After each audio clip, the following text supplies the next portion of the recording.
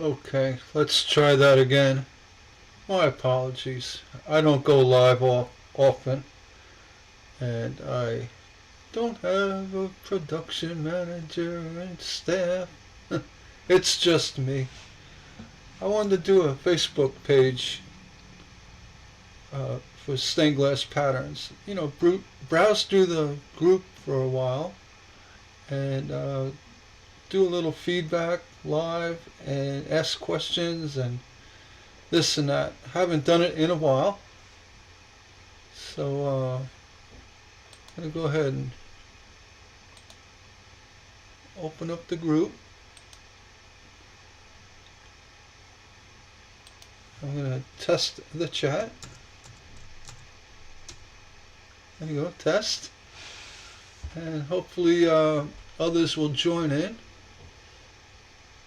We can check to make sure. Oh, it's showing up and coming. Let's see. It should be live. Oh, there we go. All right. Let's go back here. And if anyone's willing to participate, please do. I was even thinking about taking live phone calls. That would be kind of neat.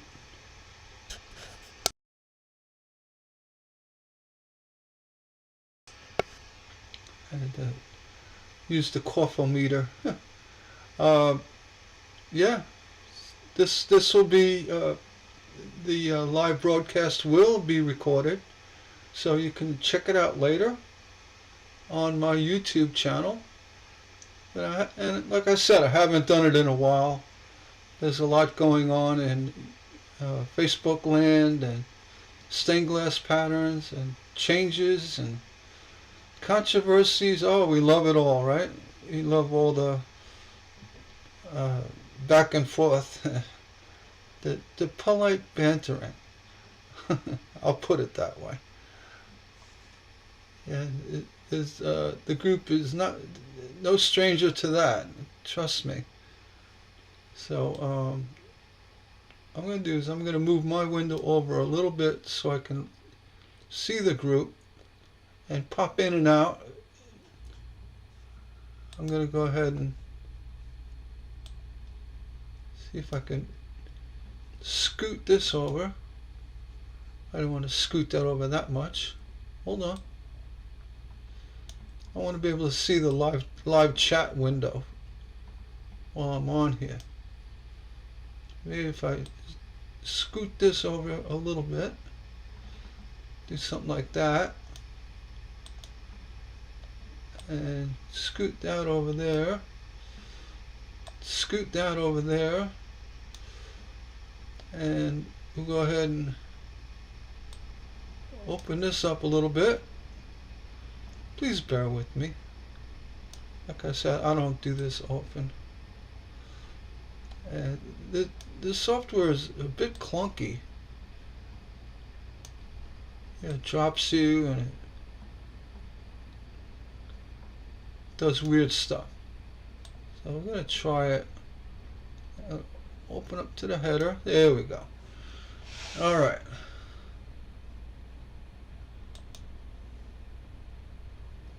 Let's see. Let me make sure that this window is open.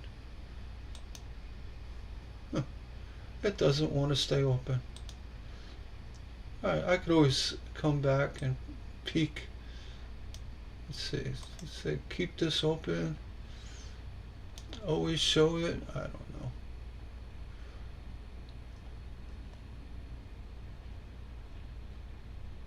Anyway, if you're a channel member or subscriber, you should have gotten a notification that we are live. I did a test, and well, one thing about live, I could be live all day, I guess, or clip out areas I don't want to save.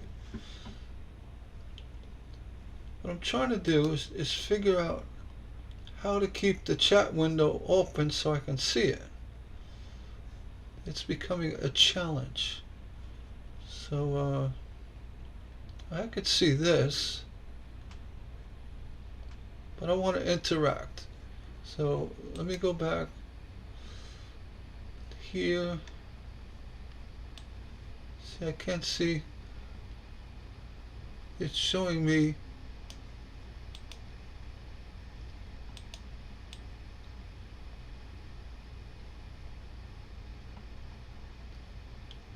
I'm using it as a window. Let's see, scene 2. Screen capture. That's the problem. Alright. You know, if you don't, you can't use the cursor where you could see it. That's the problem I'm having. So if I use it as, if I do this, change that to, delete that.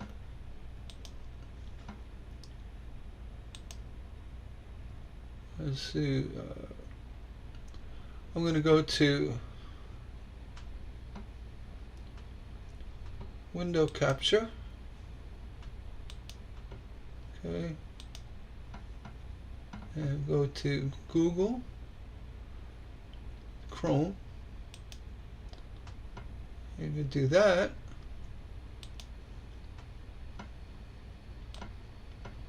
That might work. Just bring it out a little bit. I want to see all that stuff. There you go. You can do something like that. Let's see if that works.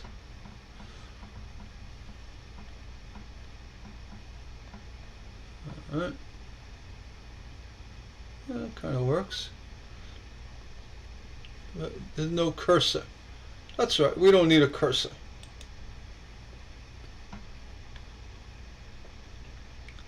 Alright. We got the chat windows open.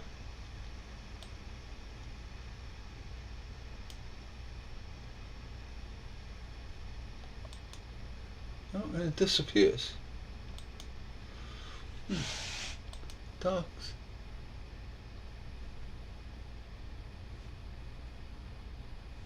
Let me just try this. We can do that. That seems to work. Let's try it again. Oh.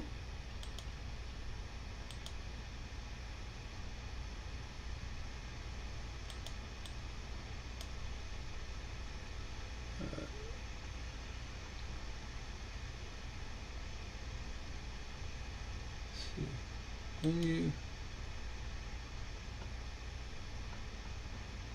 stream marker.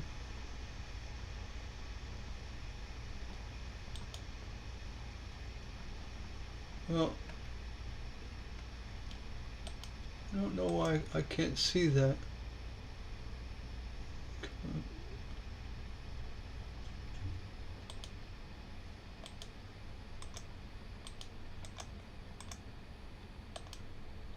Refresh it.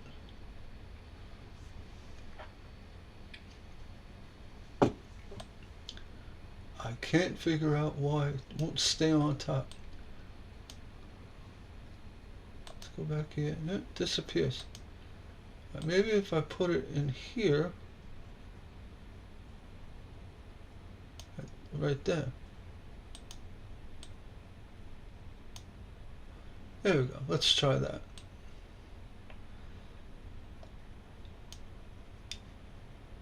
Let's open this up a little bit so I can see it.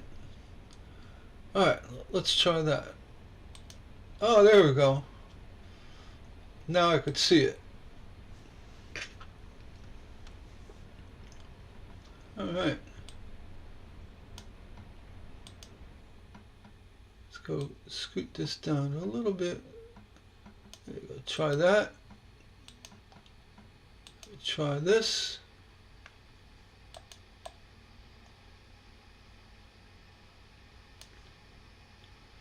Please bear with me. Like I said, I don't do this often. Well, rarely. Yeah, I could leave it like that. Actually, just scoot it out a little bit.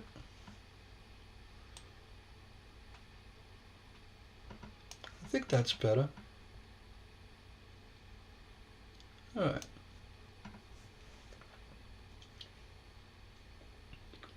I think we got it. So let's go back to the group. Make sure it's working. I believe it is. There we go. What I could do is I could just kind of peek along at the bottom. Or, there we go. Go back like that. And I could still see the chat window. Alright. Let's do that again. We're going to start from the top and officially start it at 10:51. There we go. I can't see who's here. Let's see. Go live chat. Let's see. There we go. All right. If you're here, you could say hello. Well, what I can do is I could check here.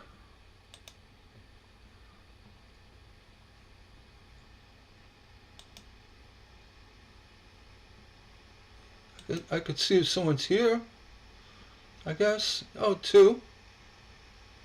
Got two people here. Alright, we can do that. Well, I don't really have to know. If you're here, just say hello. I'll do that. I'll say, if you are here, say hello. There we go. At least it's working. I had the hardest time getting this chat to work with this software. It was really difficult. And then to, see what's going on. I think I can see, participants. There we go. Oh, it's just me. Huh. Oh, well. Live chat. What's this goal thing? I have no idea what a goal is. Oh, super chat. Goal amount, super chat. Oh, I don't know what super chats. I think that's a way of leaving a tip. You guys don't have to do that. Let's go back. Live chat. All right. I guess I can grab a link to it. I can go ahead and post it to the group. Let's do that. Here we go. I'm going to copy the link. Go to Facebook. And say live. Live from New York. No. Live on YouTube.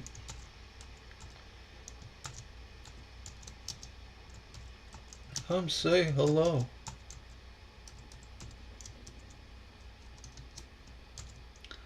I'll put the link. There you go.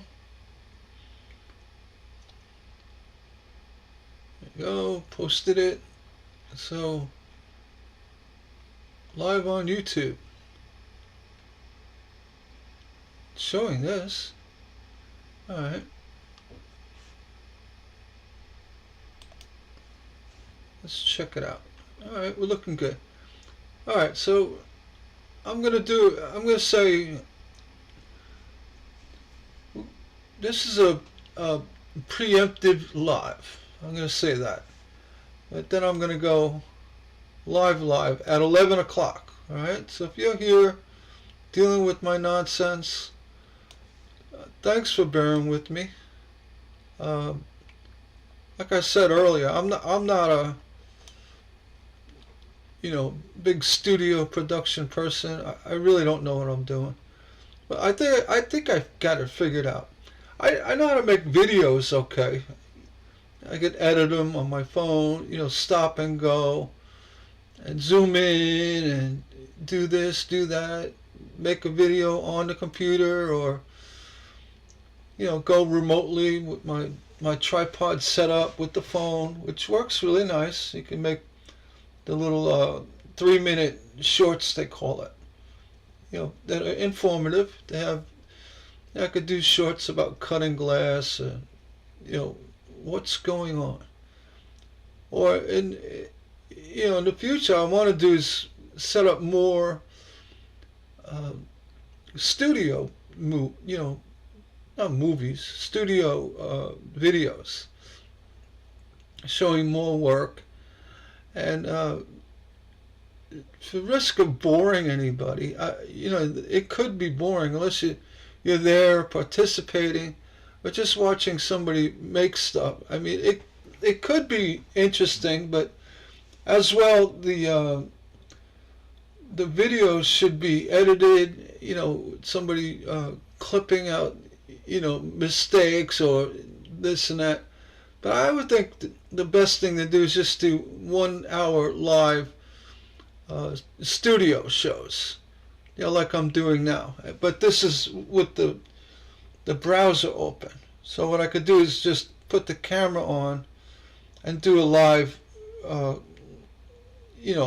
camera video, and then just do it for an hour and set it up and do something like that. And even though it's kind of a straightforward process, it's a little clunky, but we're going to do what we can and work on that. And what I'm going to do is as well do some test runs and really get it down without following teleprompters and my cheat sheet, I guess you can call it, and try to do it. But right now, let's see who's on. Let's see who's on. Participants. Oh, just me. Alright, I'll give it a few more minutes. At 11 o'clock, I'll officially clip the video and do the live broadcast, which I'll edit out all this stuff in the beginning. And you guys want to talk about the news of the day with stained glass, or you want to talk about issues on the forum, you want to talk about patterns, you want to talk about glass, excuse me, what your cat ate. I got a new buddy. I call him Buddy. He's a cat that kind of showed up here and there, but you could tell he's a alley cat, or ferals. They don't live anywhere. They just kind of roam and live under people's houses, and though he's not ratty looking, he's just a neighborhood cat. But he's very timid. You can't go anywhere near him. He runs away, and I got him to a point where just about eats out of my hand. He trusts me enough to where I can give him a little food and call him over. But he's still, you could tell he's very apprehensive about it. His trust for humans is not there. And it's kind of sad. You see animals that, I have no intent. Last thing in the world I'd ever do is harm an animal. But they don't know that. And funny thing is, the cat looks just like my cat, and they could be brothers and sisters. They must be, because I got my biscuit from a girl in the neighborhood.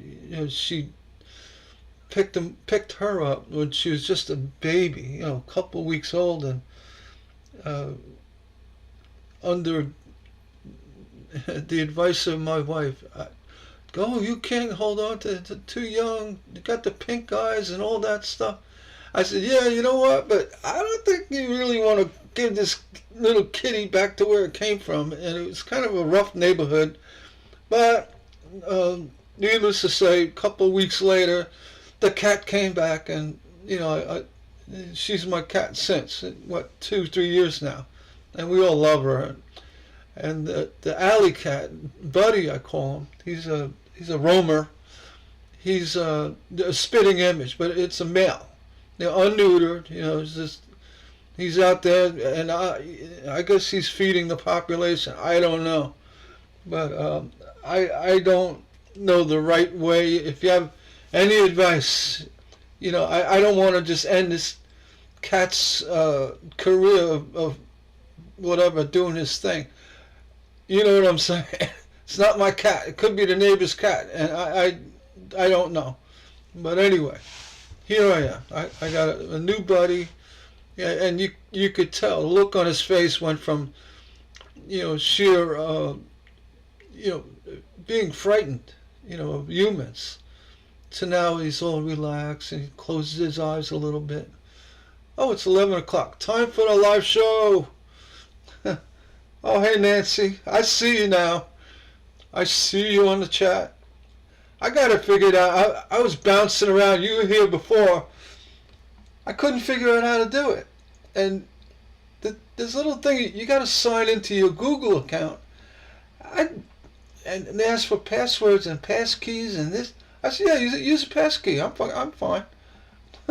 Well, it didn't work. I went on my phone. I said, oh, we can log on with my passkey. I was like, nothing works. I was like, I'm logged on to YouTube. Why doesn't it just let me do what I got to do? No, you got to sign into your Google account. I was like, I don't know what my password is. So I had to change the password just to do this. And I wrote it down. I let everybody have it. I don't care.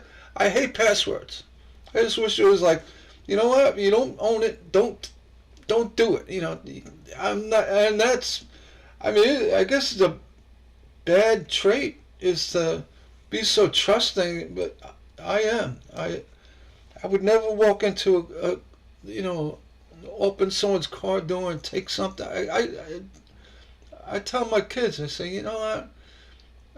If everybody was me, I'm not bragging or anything, but if it was just the world of me, Gary's in this world, you wouldn't need car keys. And they look at me like, oh, how do you start the car? So you don't need a key, just push the button. I wouldn't take your car, it's not my car. And I wouldn't walk into a store and start taking stuff, or even a bank. I wouldn't walk in a bank. It would be tempting, grab a bag of hundreds, but you know what? I wouldn't do it. I just don't do it. And I never did. I was never a thief. And baby, this is beautiful. Baby boomers. What are you looking at? My the header here on my stained glass patterns. Yeah, that was actually a window I did.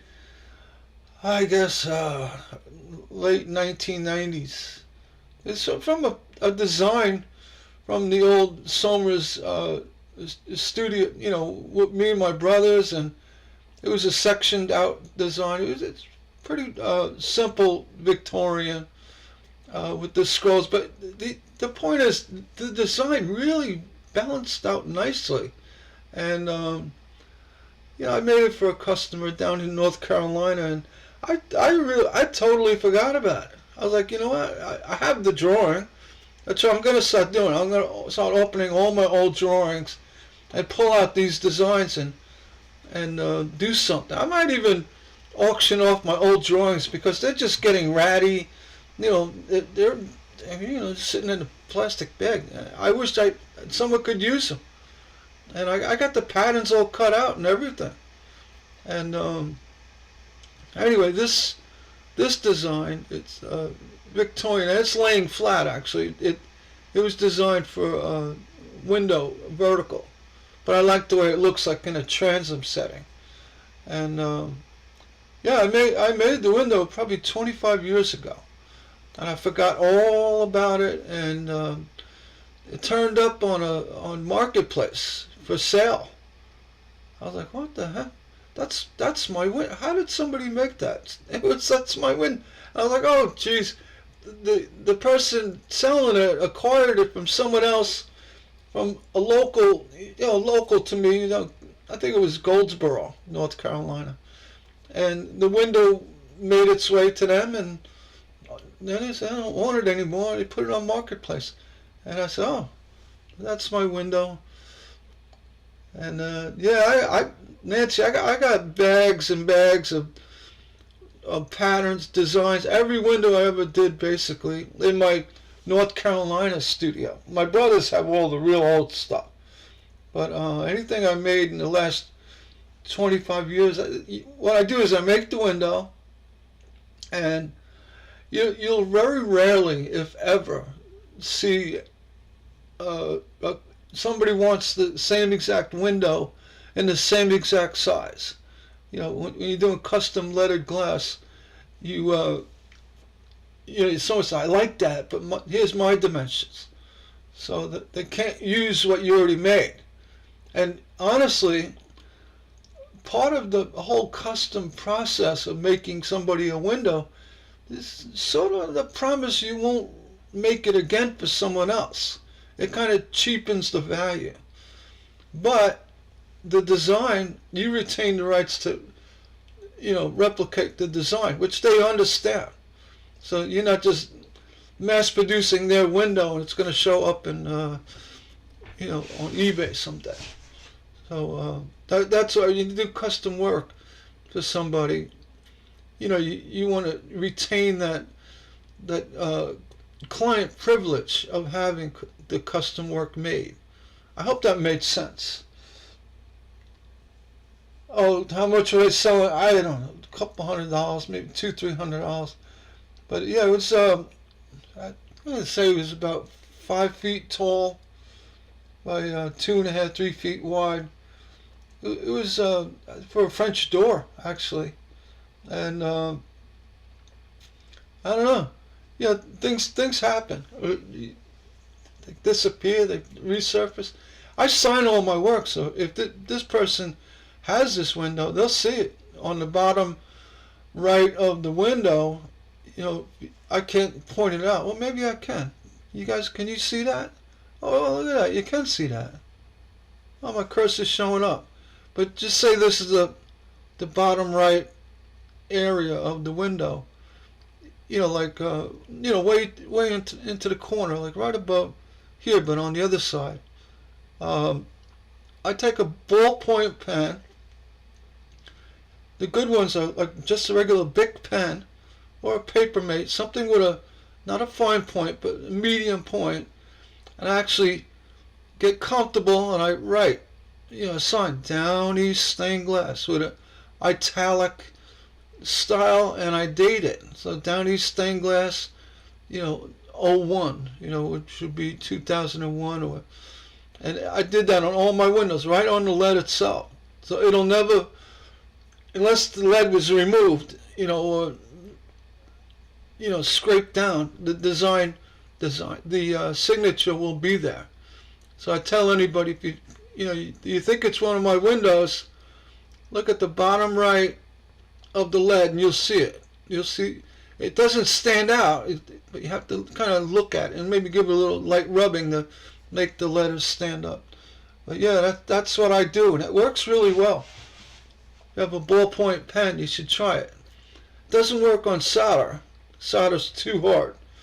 But being the lead is softer, you push down firmly, enough. You can indent the lead with the pen, and the lead, being it's soft and resistant somewhat, when you're signing it, it's like really comes out really smooth, and it's not like an engraver that's jumping all over the place. It's really smooth, and 1/4-inch lead is a good size for that. Yeah, a ballpoint. It's regular Bic, what 10 cents? The Bic ballpoint pen. Not zinc. On zinc, I would use the engraver. Those little engravers that they vibrate. They got like a point on the end. I use them when I do vinyl patterns. We use a vinyl, sheet vinyl. It's a lot heavier than mylar. I like to say it's a 20 mil. You know, it's like 10 times the thickness of a copper foil, a little bit more, but it's pretty thick. It's like a real heavy business card. Yeah, it's like a heavy, even heavier than that. Twice the thickness of a business card, and it's white vinyl, and it comes in sheets. You know, like 3 feet by 2 feet thereabout, and one side is matted, has a very, you know, like a frosted look to it, and the other side is very smooth, like glossy. And using the matted side, you put down your carbon paper. You know, actually it's graphite. Carbon gets smudgy. You want to use graphite on top of the vinyl. You know, so it lays the design downward. Then you put your you know, your stained glass pattern above it. In my case, you know, we did it for lamps mostly because we cut hundreds of them, and those vinyl patterns would just last and last and last. I mean, it'd be years before they start cracking more than anything. You know, from just holding them. You know, and you know, people use paint thinners and mineral spirits to cut the patterns, and the vinyl ends up getting denigrated from that. And honestly, I don't. Maybe a handful of lamp designs I had to redo because the vinyl actually became brittle and cracked. But yeah, you take the graphite paper, not carbon, graphite. It's actually the same graphite they use like in lead pencils. And when you put it on top of the matted side of the vinyl, and do a pattern paper, if you're doing 70-pound craft paper, virgin craft, to make patterns, the graphite gets left on the vinyl. You know, so you can, you know, lift up your drawing and check, and you make, oh, I got all the lines, and then you can even number them. You know, like 100 patterns, 1 to 100, and you take off the graphite and the pattern, you know, your original draft.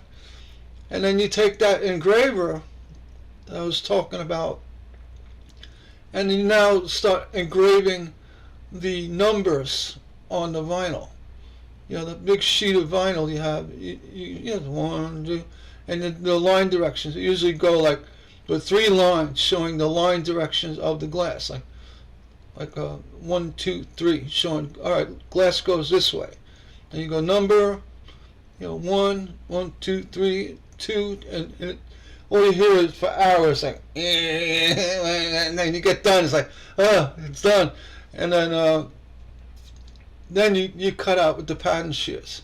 But once you, like I said, once you have that pattern, you make hundreds, literally hundreds of lamps from that vinyl pattern, and there's no glue, and they're all held down, you know, using the leverage of a bench and sidestepping the bench on a 90-degree angle, you know, with your hip into the bench, and you just start cutting. You cut, you know, hours at a time. That was the production studio for Tiffany lamps. And you know, I know people get offended. You say Tiffany lamps. We always call them Tiffany lamps. So we're just Tiffany lamps. A Tiffany type, Tiffany style. We actually back years ago, 30, maybe 40 years ago, you know, Tiffany and Company of New York said, no, you can't call them Tiffany lamps. We used to call them Tiffany lamps. So that back in the day, that's what everybody called them, whether they were Tiffany or not. You know, in our advertisements, we said, you know, summer stained glass, you know, makers of fine Tiffany chandeliers, or however our ads were. We took out full-page newspaper ads, and very popular studio back in the day, and Tiffany and Company actually came, said, "Hey, no, you got to drop that Tiffany name." So it was silly. We used a low, we didn't use a capital T. We used a low, but we had to say Tiffany style lamps. But everybody referred to leaded glass lamps. Copperfull was the Tiffany lamps. And then it's like Tiffany.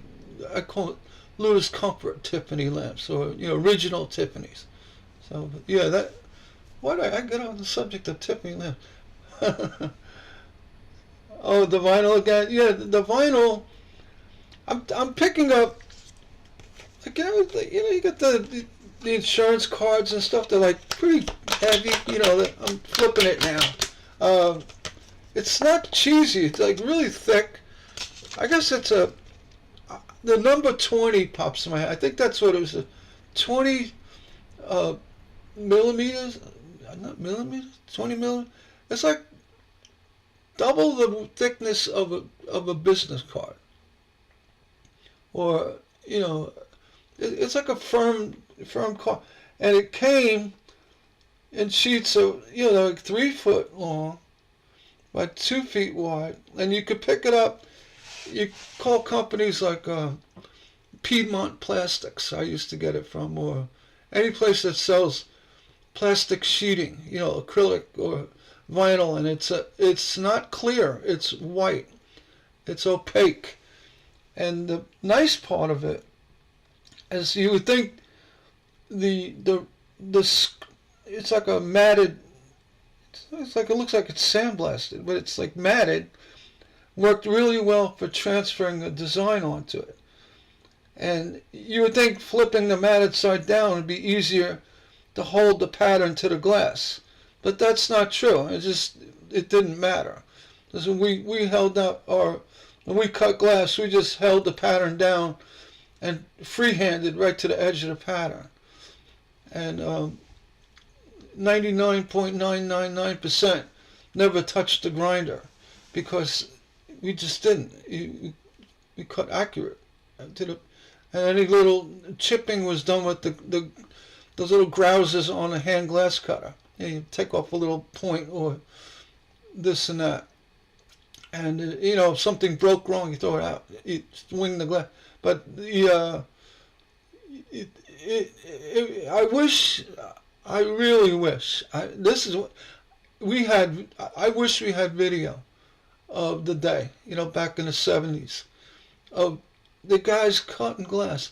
And we weren't sexist or anything, but you needed body strength. You needed upper arm, strength, hand strength to cut glass in a studio environment, because we were cutting glass average rate of 80 to 100 pieces an hour. If you can imagine, and I look at, in this window, like, these pieces like that, that would be in a lamp. We cut 60, 80 of these kind, or maybe this type of pattern here, the smaller leaves and stuff, upwards to 120 an hour, and depending on how intricate it was. But yeah, that was the rate. So in a 8 hour, and that was including breaks. We would average it out. We'd have to have a timesheet of, you cut a lamp with 300 pieces in it, and it took 3 hours. So it was 100 pieces an hour, but that included your coffee break. So you're really cutting 120 an hour. So, and it's all done by hand. You watch my hand cutting videos with templates, and I'm older now. I'm 65. I'm not 20 anymore. I mean, actually, I was 16 when I started. When you're young like that, you're eye hand and boom, boom, boom. You cut like a machine, and your eyesight's really good, and you just go. You cut in your sleep. It was 300 piece lamp in 3 hours. No, yeah, it's like you slacker. My brothers would laugh at me. Yeah, but it's true.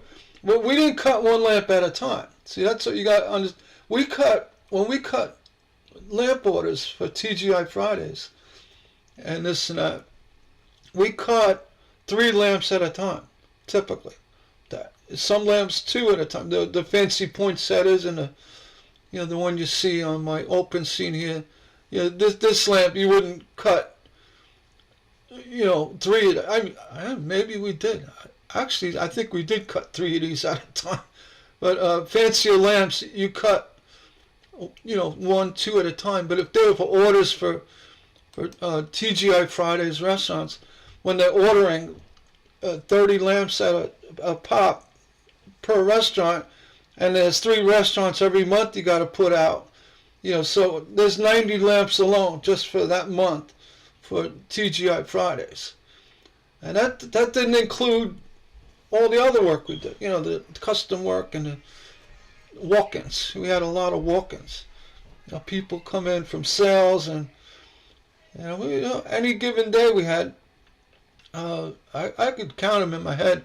Maybe seven or 8 guys cutting glass constantly. Just all they did was cut glass. And then we had our copper foilers. We had a few full-timers, and there was a popular position for kids to come in after school. Teenagers come in and copper foil. Copper foil with no glue on it. And you get over that one. It was a heavy mill too. It was like a 2 mil foil. It was twice as thick as the 1 mil foil. And there was no glue. And the way it held on is you simply crimping it on the glass. Some of it came off here and there.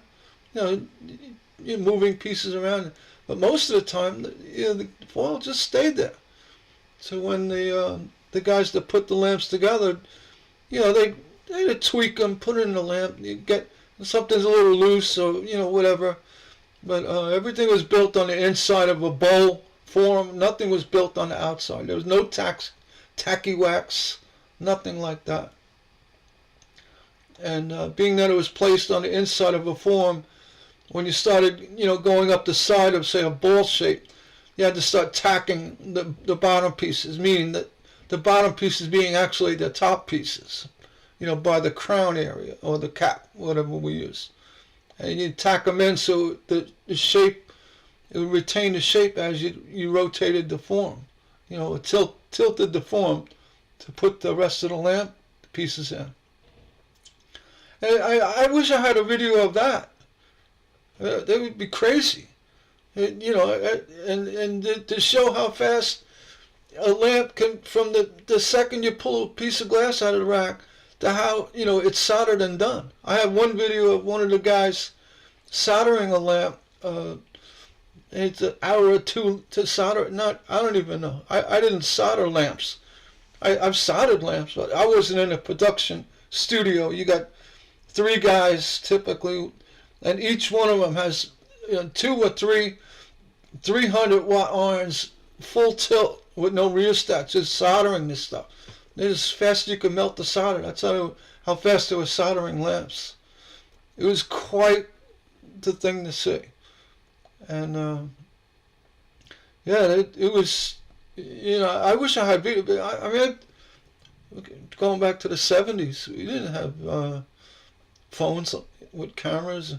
You take pictures, the 110 camera, right? Well, my brother with his fancy Nikons, very limited photos. You got to get them, you bring them to Photomat and, a drugstore. Yeah, you got to get them developed. But, it was the time to be around, I'll tell you. Let's see, 3 hours, no glue, I do too. Oh, you do too, what, no glue? Or, well, I don't know, you just get off subject like Alright, look at that, I'm already in 20 minutes and I'm talking about the old shop. But yeah, I was shocked to see this show up on Marketplace, but I've seen a lot of my family's Tiffany lamps. And one was a beautiful Bell Roses and Daisies, a 22-inch shade. Over it's like 800-900 pieces in the lamp, and they're selling it for, I think it was $300. and they retail today well over $1,500. And I was like, geez, someone's got to pick that up. And it was one of the original Bell Roses and Daisies. I do see, and I didn't even want to go on eBay to see the stuff that they sell from my family in the past. I mean, one girl, I'm not going to mention her name, but she got exclusive permission to liquidate Somers stained glass in Deer Park. And I can't even put a perspective on the sheer volume of glass, of art glass, that is there. But she's, nickel and diming this stuff on eBay. And, it breaks my heart. I'm like looking, I go, that, I don't even want to talk about it, honestly. But it's like a liquidation of my family's history. And she's selling off a lot of the old lamps and, the studio embellishments, which it's hard to watch. I can't even, and it's all because my cousin, who is a family member, she just wasn't she wasn't too professional about it. And my family, me and my brothers, lost the opportunity to carry on that legacy, the Somers stained glass legacy, which now the place is ransacked. I haven't been to New York in a while, but I've heard that it's just kind of overgrown, and they closed. It's closed, and they're just liquidating everything in it. And it's hard to even think about it, honestly. But it is what it is. You know what? Tiffany's gone too. It's a school now. It's in Brooklyn, or not Brooklyn. It's in actually Corona, Queens. They had a Tiffany studio, the glass studio, with the furnaces and all that. And right across the street, they had the Tiffany hardware. They made all the bronze bases, and they actually did woodworking. If people knew that, Tiffany was big in woodworking, in the glass blowing. They made furniture, and that was across the street in Corona, a big factory, right by the railroad, and it's now the Tiffany High School. They kept the name Tiffany, which is kind of cool, but it's now like a high school, and you could see it on the map. It's in Corona, Queens. And so they're gone. The old building, that Tiffany, the original building where they made that glass and a lot of the lamps and stuff, it's still there. It's still there. And if walls can talk, right? But I think now it's like a Mexican export, Mexican food importer, or something like that. It's like you go to Google Maps and you're like, well, look at that. That's Tiffany Studios. Well, they're selling chalupas. They're selling avocados. Anyway, it's all coming back. The old art, like stained glass embroidery. You know what, Nancy? There's a big part of me. I think that being that life was simple, and people weren't so distracted. I'm talking 100 years ago or more. When people say, wow, look at that old, how did they do, even Tiffany lamps and windows. People must have spent all day or months doing just a small section. Well, you know what? They didn't have a complicated life. So that's what they did. They just, you get so involved in what you're doing, you excel to no limits of what you're able to do. And they didn't have, the phone didn't go off, they didn't have, they had to catch a movie or whatever. So they're very uncomplicated lives. And that left it a big opportunity to be super creative. And the part that really confuses me is that, and it's not lost. Today you see a lot of people still have the eye for older style design work or uh, perspective on aesthetics, design aesthetics. And I'm going to bring up Art Deco for that matter. Art Deco was very popular in the 20s and 30s.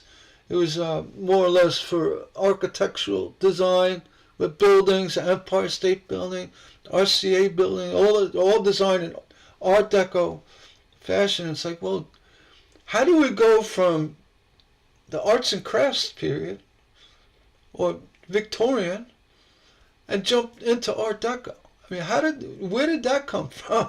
And it's like that's what confuses me, because up until, you can even say the '60s, where they had the mid-century look. It was like the Jetsons, everything was kind of mid-century and futuristic looking. And then the '70s with the peace out and all that, the colorful flowers and all that, and then it stopped. I mean, if you know what I'm talking about, it's like everything stopped. Any kind of design style in anything just stopped.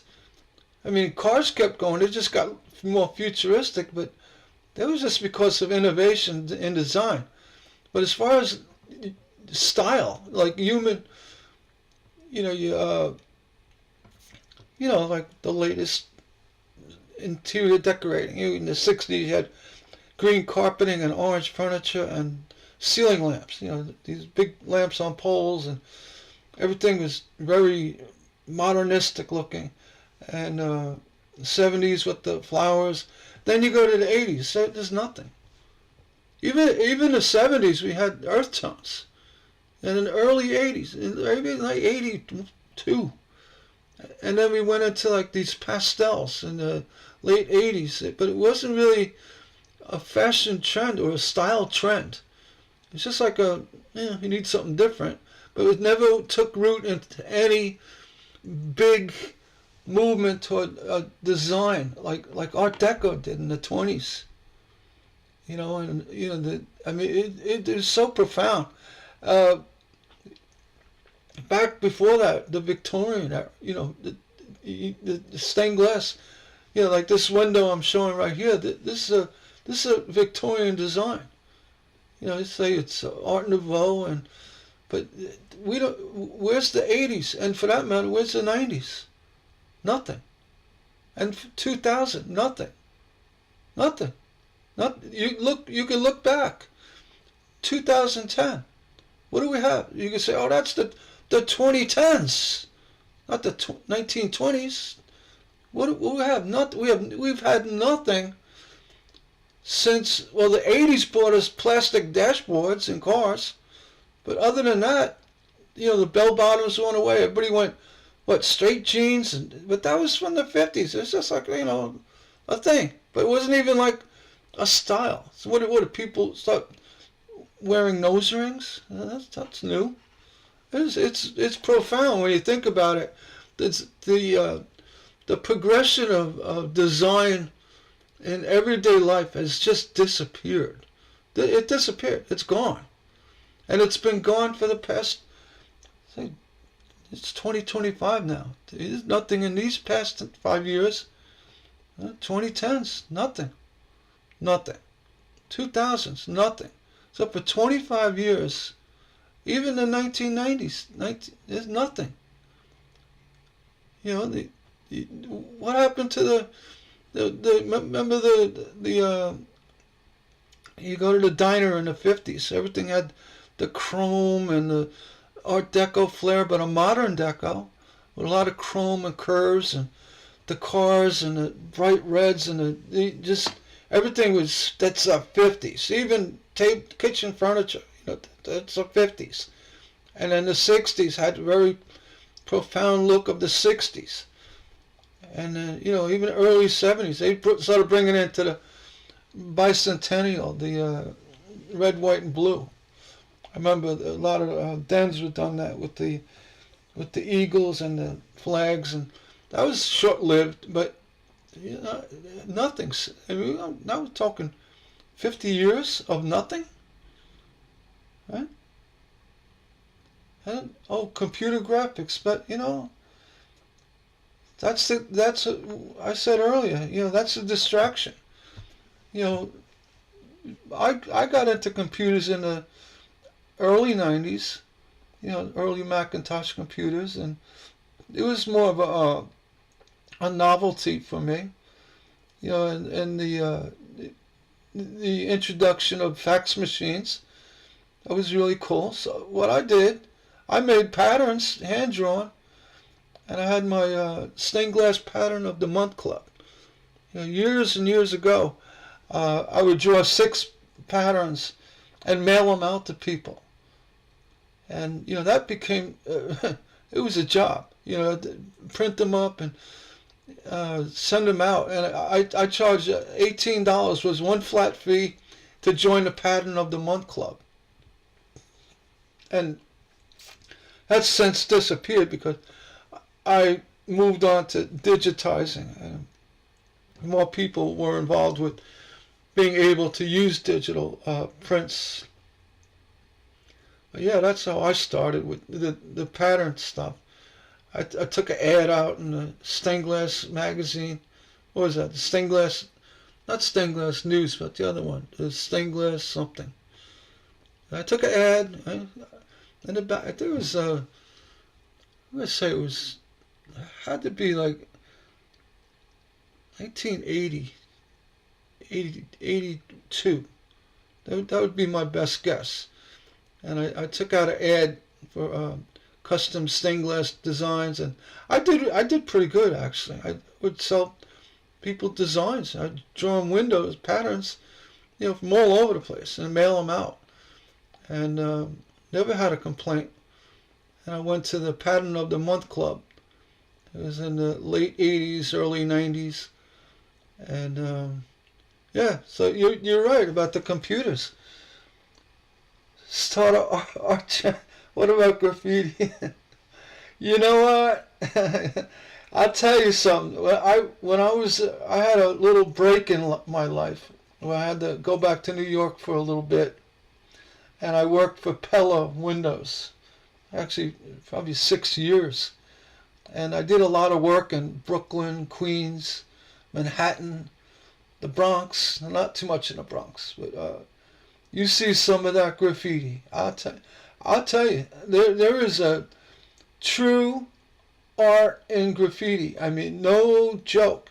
I mean, some of them, and they do it with a spray paint, with a can of spray paint. And what gets me is the use of their perspective and the 3-dimensional appeal of the art they're doing. It's just amazing. And little ghetto rats, right? Gangs, and they got this hidden talent. Beautiful graffiti. I mean, some of it you could sit and stare at. I mean, not some of it, a lot of it. Train go by, and before they got the graffiti trains, the ones that the paint doesn't stick to. Well, back in the 70s and 80s, the trains were covered. See, go to New York, see the commuter trains, the whole thing is graffiti. The whole thing. Every tunnel, everything you can get paint on. They climb fences and buildings and hang from skyscrapers to the graffiti the side of buildings. I'm in Brooklyn. I'm like, how the heck did they get up there? It must be suspending from ropes. They must be. And what they're creating at nose distance. They're up. They're not 5 feet away. Could step back and look. They're just going at it. I said, yeah, graffiti. I would say, I mean, I don't like it because it's kind of intrusive. If someone starts doing gang symbols on your neighbor's fence, yeah, that's different. But some of the true graffiti artists are just amazing. Amazing. Yeah. So yeah, I'm talking about art. It's my passion. I have a very strong affection for really good Victorian. There was a time when Victorian, a lot of artwork, especially in glass, went into using a lot of teals and these soft minty greens and really hard burgundies. And there's nothing like it. I mean, it's just incredible to just the balance of color and I guess the separation of color and the balance of shades of color. It was just amazing. And I tried replicating, but a lot of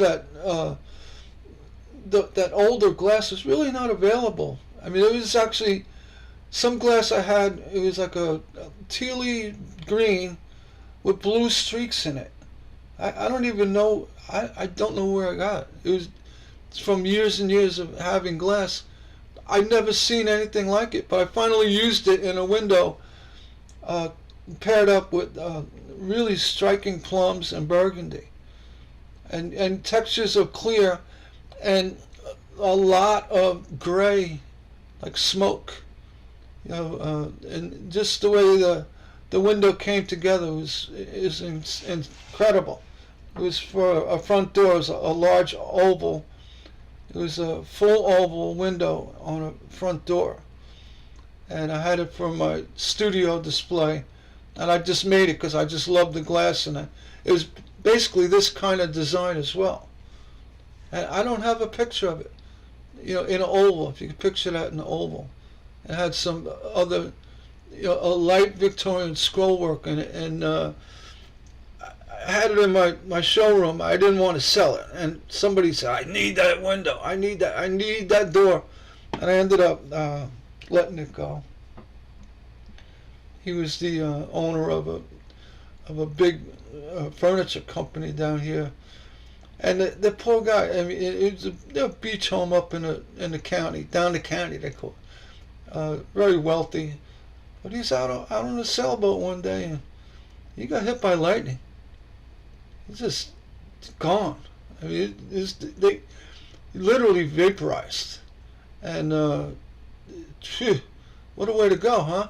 But it was quick. It was quick.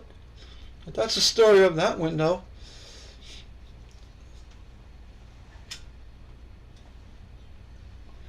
I'm going to go back to. I'm going to go to the forum. How's that? I'm going to jump over to the Facebook page. There we go. I'm going to start talking about the group. What I'm going to do is refresh it so we get the freshest content. And spend a few minutes here. Now this is sorted by most relevant. It's going to be the most, I don't know what they call relevant, but by recent activity, which I can go recent or new post. Let's try most relevant today. Okay. We got Priscilla Pierce. Let's see, do not buy this from Hobby. It did not work. And when you solder, there was black glue that oozed out. Solder makes it peel away from the black. The black glue is impossible to remove. Oy vey. Well, I really don't have an answer for that. I don't like using blackback. I find no use for it. And people say, hey, I got to do it with the clear glass. And, no, you don't. You just make it. Use regular foil. I mean, if you're doing something with boxes, looking three-dimensional. But honestly, I don't like blackback. It only comes in a thin gauge as well. So you want to know a little trick to get rid of that glue? Go get yourself some Goo Gone or Goof Off. It's orange citrus cleaner. It will dissolve that quicker than you would even believe. Put it on. You can take a little scrub, toothbrush or something. It dissolves that glue, and then you just wipe it off. And the citrus cleaner comes off easier too because it's just citrus cleaner. So someone may say that. Yeah, Mongo's Frog. He is really good. Yeah, guy had he actually perfected it. Mongo's this Studio Pro stuff. I think it's imported. I don't know, but it seems to be what they use in the big box stores. And I'm not trashing anybody, but if it's $3 less than Mongo's foil, you're gonna get $3 less value. But if you want to get that glue off, and there's a lot of comments, I hope somebody said use citrus cleaner because that's what it. Use a toothbrush, no problem. Stop using brands. Don't bother. Get steel wool, soap and water. Here you go. Some Goo Gone might help too. Yeah, steel wool. Goo Gone will. It'll dissolve it. Because I know for a fact, I said I worked for Pella for 6 years, and I was also a glass doctor for 3. And the black butyl, which is very similar to this glue, it's like a butyl type of glue. It dissolves with citrus cleaner. It really does. And goof off works the best. The temperature, this and that. Yes, yeah. Just get the better foil. Go see Guy. Yeah, made in China. I don't know if you guys can see this. I guess you can see that. Let me check to see if you can see that. Oh yeah, you can see that. Oh good. Alright. Let's go back. Let's go back. Using enough of the black goo. Alright, Michael Cairo. Tremblay. Have a nice day. It's a bit intricate. I guess that's the flycatcher, right? The Venus flycatcher. Catching a bee.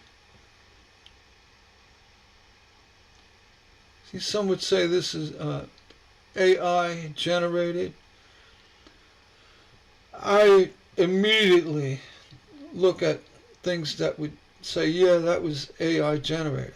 Now, these you can't say because they could be overlay. You know, the wire. Right here. Look at this cut. Look at that cut.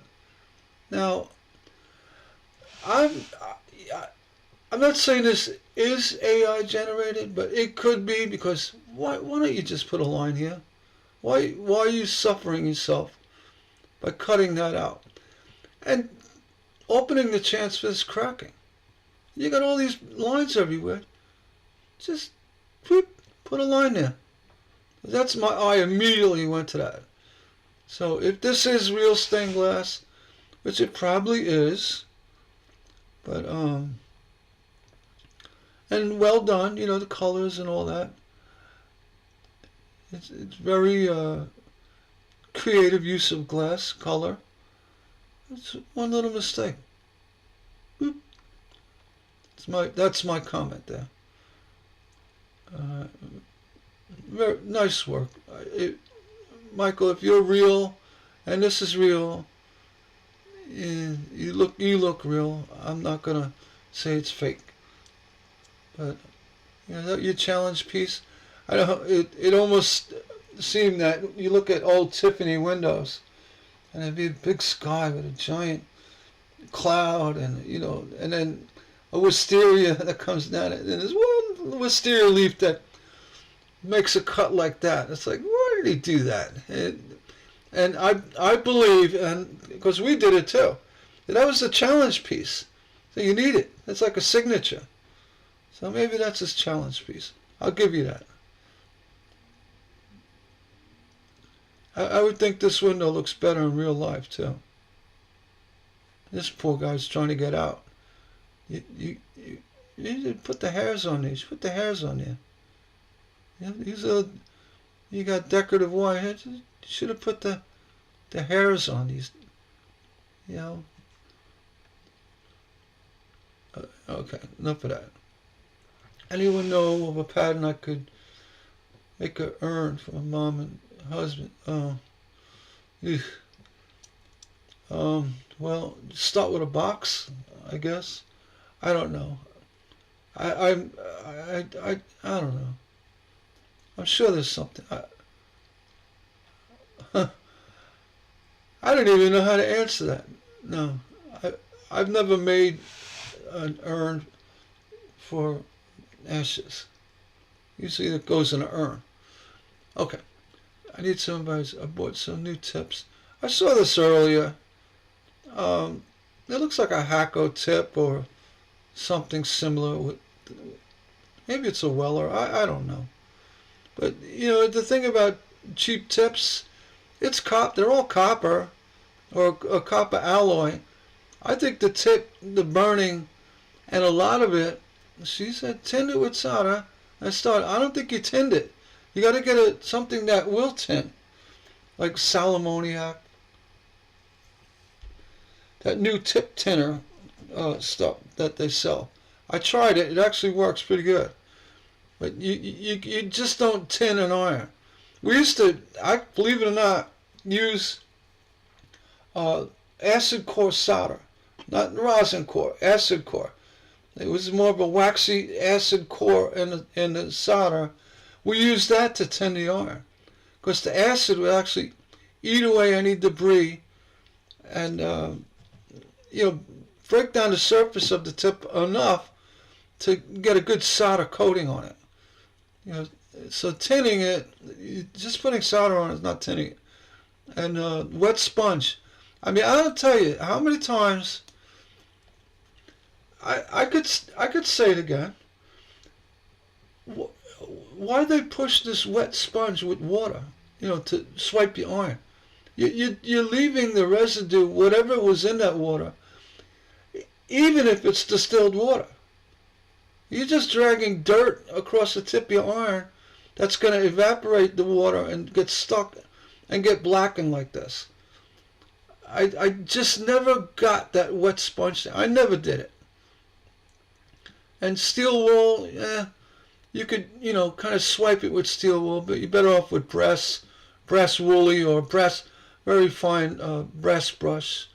But yeah, wet sponge, I never got, because I had, now I'm tongue-tied. I had students, my instructor would bring in these students and they'd bring all their tools. And one was really insistent on the wet sponge technique. And I'll just watch it. I said, what, look at your tip of your iron. It looked like this. It looked like that. I said, you water, yeah, but I used distilled water. I said, yeah, but you know what? All you want to do is push that corrosion away because the impurities in the solder that will corrode your tip or make it dirty or just the air, dust falling out. You just want to swipe it away and do an occasional salmoniac retinning. Clean it up. Just kind of hit it with a brass brush. But she insisted on the wet sponge, and her tip always looked like that. It works somewhat, but use a brass brush. Oh, yeah, likely your iron. Rub your, yeah, Tina, yeah, you're right. Salmoniac, you really have to dig it in. That's really to retin the iron, the salmoniac, where you lost your solder coating, your 60-40 solder coating, and you want it to get stuck to the iron below, the tip below. You want to do that, and it would also dissolve a lot of the impurities that burnt in. So, but excuse me, you don't want to just run your iron over salmoniac. It's like defeating the whole purpose of it. You're just rubbing your iron on salmoniac. Salmoniac takes minutes to use. A good 10 minutes of use to use it correctly. And you're better off just to wire one of those brass bird nest things, rat nest thing, and just swiping on that. And occasionally, people say, don't dip your iron into flux. Well, dip your iron into flux and take a soft brass brush and brush off the flux and whatever, and then take your solder, dip it in the flux, rub it over your iron. That tip will look brand new. Trust me. You know, it's like, yeah, it says water. Don't use water. Oh, this poor Angela, she's on her last piece. I actually helped her with this post yesterday, and you know, these cuts can be very intrusive, or actually demanding a challenge. But you know, I mean, I'll just say it quick. Always do this cut first. You know, run that cut. Don't worry about this guy. He'll come right out. Run a score like that. Make sure you don't stop. When you stop, you're going to twist your iron and cause a burr. So make sure you run it through here. Keep it nice and straight. Do that score. Run it up. You know, you can run it up far. Then come back with your cutter, and you want to do relief cuts. And the best way, this is your weak area here. You want to take a relief cut right here and go right in like that. Like swoop like that. And again, take another relief cut like that. Another relief cut like that. Another one like this. And finally, so you already have this cut. Take your glass cutter and go straight off that. Break that off first and come back here and start chipping away at these relief cuts. And make sure that they're sickle shaped. You know, don't try to replicate that curve, because it's given a word, rainbow cuts. You don't want to go right to your glass, because when you snap off a relief cut, you don't want it to affect the good score that's down there. When you do a relief cut, always come off the glass to score slightly. Yeah, go far, just a little bit, the width of the wheel. And when you do your relief cuts, and don't go into this score either. You know, come up above it. So you want to take out that, but you can't take out the first one without hitting a second and third. This one would probably require 3 or 4 relief cuts, but very easily be able to take out that cut. And then, you know, cut that top, and cut this, come back later, cut that, and cut that, and you'll have a beautiful piece.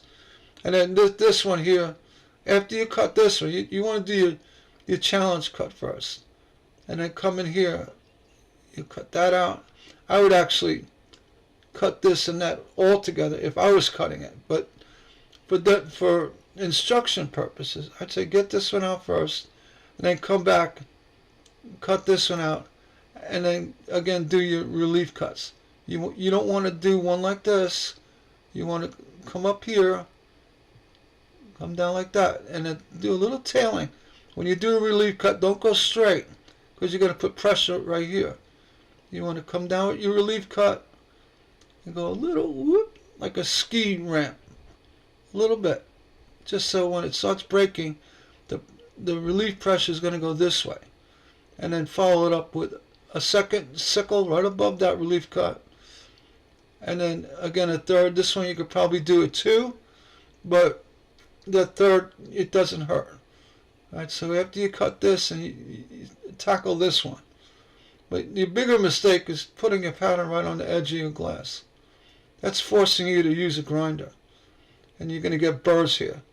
Better off coming off about 1/4 of an inch, so you can cut this in one shot. It's you know, unless you like grinding, but I'd never do that, because even when you try to cut this and you come off where there's no glass, you may chip the end of the good piece right here. When you come off the score here, unless you're real careful without pushing down, you won't chip this glass. You start chipping this glass, you have a strong chance of breaking it. You know, either now or with the heat of the iron. So whenever you can, give yourself a little space from the pattern to the edge of the glass. Just a little bit, so you can break this off in one shot. All right. Hope you guys could see that. I'm moving my mouse around. I think you can. Let me see. I could do it here. Oh, you know what? Maybe my mouse is off. But I was talking about these relief cuts. Maybe I should do it here. You want to put a little sickle here, a little sickle here without touching the score. Move away. And then again, cut this off, this straight off here. And then, remove this first and then come back and do this one with one or two relief cuts. I would start here, come toward the top, and a little whoop, little lift at the bottom, just so you're not forcing your glass to break straight like that. Just the relief cut, you want to come down and a little lip up, and then the second one you want to come from here like that, and then possibly a third one. So what you're doing is you're removing your reliefs in steps, in staggered steps. So when you do break them, it's going to break into the next relief cut. And a lot of times that will pop off when you're breaking out the first two. And that holds true even with the deeper ones. We have a relief cut down low and one above it and one above that. Every time you break off a relief, you're going to extend that pressure from breaking that relief into the next relief cut and eventually to your initial score. So you try to get this out with a silver schnitz, get rid of these garbage. You try to get it out with a silver schnitz, you're not. All right? It's just not going to do it for you. I mean, silver schnitz are good for, I don't know. I can't even find what they're good for. I mean, they're good for if you're trying to use them as breaker pliers and cut something deep. But honestly, that should also have a relief cut. Because if you're trying to use a silver schnitz to cut something with a deep cut like that, and you snapping it, just by the nature of the stress of the glass on a deep cut, you want to avoid breaking that because it's causing stress on the good piece you want next to it, your desired piece. Unless it's an outside curve, you don't care what happens, but even in that case, you're still going to put stress on the round piece you want. And then as well, if you're cutting off a little bit, you don't need a silver schnitz. Just use your regular breaking pliers. All right, so these people love them. I'm telling you, I would never say, yeah, you got to get them. It's a glass type of gimmick. I said the glass trickery that does more harm than good. If you can't break it with traditional tools, in theory, this gets in deeper. But you start messing around with deep inside curves like that, where you extend the cutter past an area where it should break easily or naturally, you're causing stress in the areas you don't want. Right, so avoid these when you can. I really find no value at all to these silver schnitz breakers, none at all. Yeah, they looks like fun, but you know what? In the real world, you're damaging your glass below, or you could be. So you heard it from me. Gary doesn't like silver schnitz breakers. Oh no, they're gonna go all of, oh, Gary does like it. Alright, yeah, Kim, cut your most important cut. Oh, we're on 12 o'clock? Alright, let me just, relief cuts. Concert, no, you don't want concentric circles. You want sickles. You want strategically layered sickles. Okay, so that's where you're wrong. You don't want even cutting concentric circles. You really don't. I mean, the strategy of relief cutting deep inside curves takes a lot more than those rainbow cuts, I call All right? Very important. That just adds to more frustration. But you know, you're right, Kim. You should do relief cuts. Oh, what did you, Nancy? What did you do? You, aw, you sent me some money. You sent me $5. That was nice of you. I'm blushing. Oh my God. Thank you very much. I appreciate that. Your new channel, new favorite new channel. Well, I dig in. You know what? Don't put something in front of me. I'm going to talk about it. I was never really chatty in my life, but you know, if I start talking and getting involved, I give it my all, and I don't hold back. I really don't. I don't mean to offend anybody, but yeah, it's what it is. I try my best to put perspective on it in a logical, scientific way, and proven way. You know, when I do stuff, you know, breaking glass, cutting glass, and I got this other guy that he's constantly picking on me. He makes videos. I'm not going to say his name. He follows my channel and he makes videos. He talks about things I do and he starts making fun of it. And I was like, you know what? I'd be careful with that because I could do the same, and I have. He does some crazy things, and I was like, oh, he got my 10 top stained glass bad advice list. And he's definitely on there. He's got about 8 of them. All right, look at that guitar. Somebody reported this. No, Sandra looks real. Somebody reported this as offensive. Well, I've suspended that person for a week for reporting it as offensive. Why is this offensive? Maybe they thought it was AI? Yeah, no photos of any glass. Only piece ever posted, no photos of any glass. Larry, where are you going with that, Larry? You know, some people come along and do that. You know, some people, they're kind of shy, and they don't want to, you know, post. They don't want to put their stuff down. And she got the nerve to come up and say, made this for my brother, posted a guitar that she probably made for her brother. Strange. Larry, what's up, Larry? Let's see. Let's see. It's an awesome piece. I love the bridge one. I don't know. That's what I said early on. I said this group is no stranger to controversy, and I don't know. I'm gonna give Larry a pass. You know what? I don't really like when people just come along and post something and it looks odd. But I'm sure Sandra. I could look at her history. I won't do it publicly, but I'm sure she's real. So cut us some slack.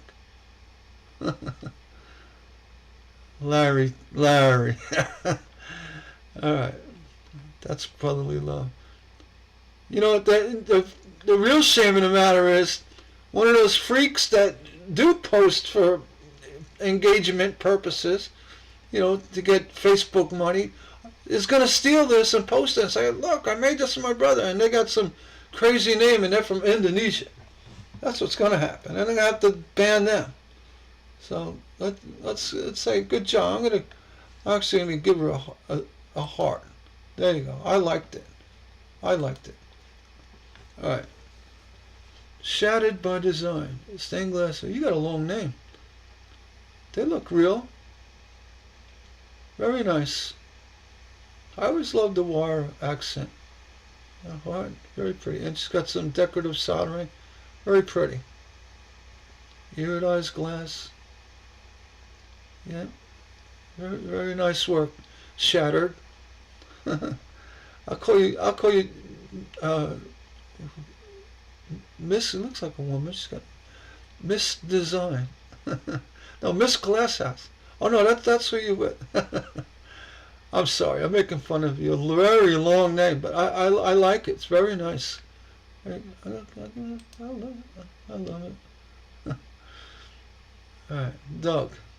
This is Zoe Solange. Saldana. I could call it Solange. Saldana. It's from a screenshot I took in the movie Colombiana. Okay. Oh, I see. This is your glass. Huh, interesting.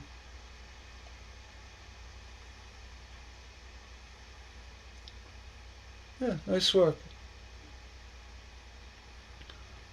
I don't understand the process here, but you know it could be on a mirror. I don't know. Maybe that's that new Nancy. That's that new style we're talking about, right? Everything mirror overlays. Maybe that's it. All right. Alex Karitnikov. Karitnikov. All right. Blue Jay. Let's see. Oh, you look real. Okay. Very good, Alex. Yes, that's a Blue Jay. Looks nice. I like that way you hung the chain right from this point. It's strong. You got my approval. And it looks nice.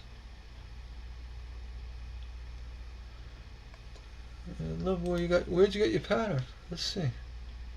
I got a picture of Blue Jay. There you go. I like that. You get him, Alex. Alright. Oh, that's me. I was like, oh, that looks like me.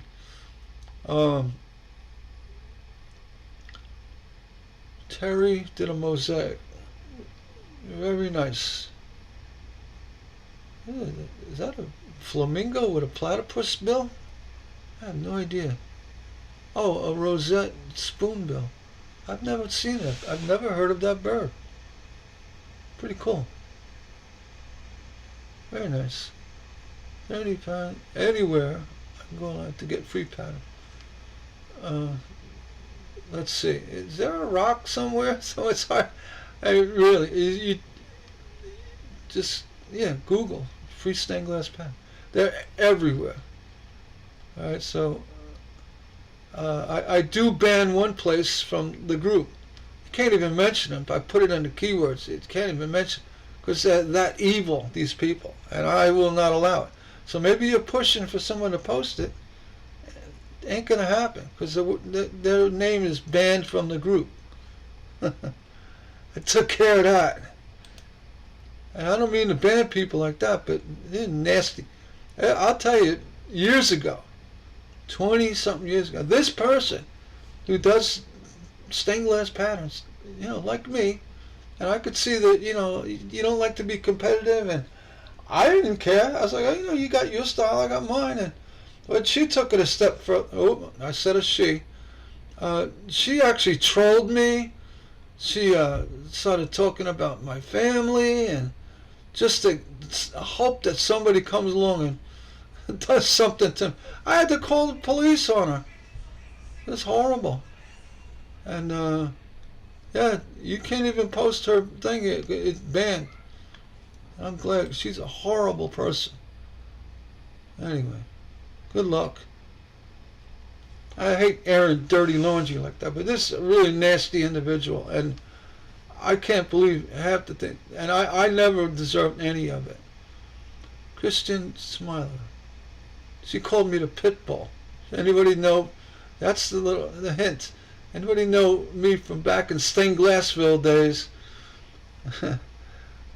She called me the pit bull, and I had puppies. Yeah. This is, he's got 4 puppies.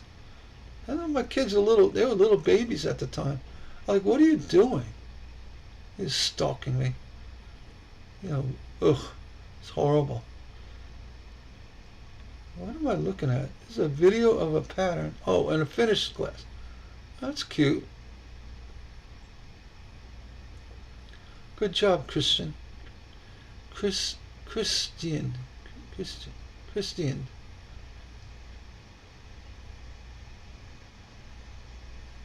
All right.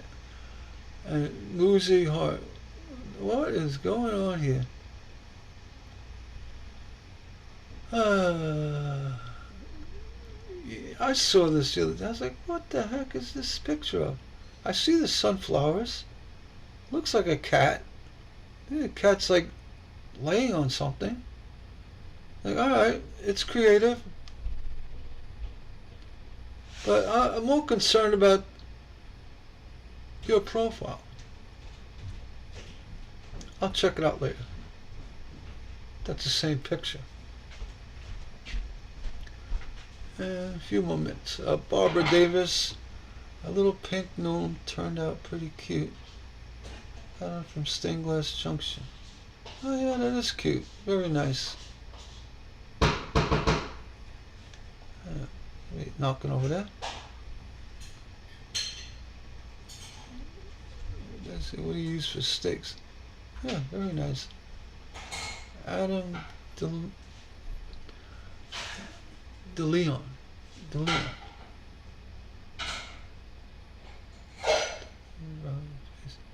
Very nice, Alan. Adam. Call you Alan.